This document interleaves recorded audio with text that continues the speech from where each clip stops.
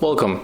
If you want to record sounds in your ASUS ROG Phone 2, for the first, let's open the sound recorder, click Allow, and right now just tap on the microphone icon. And right now it is recording the sounds. If you want to finish, just click on the pause button, then done. And here is our record. Right now it is recording the sounds.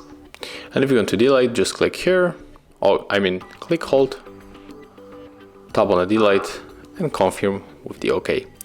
Thank you guys for watching, leave thumbs ups, comments and subscribe to our channel.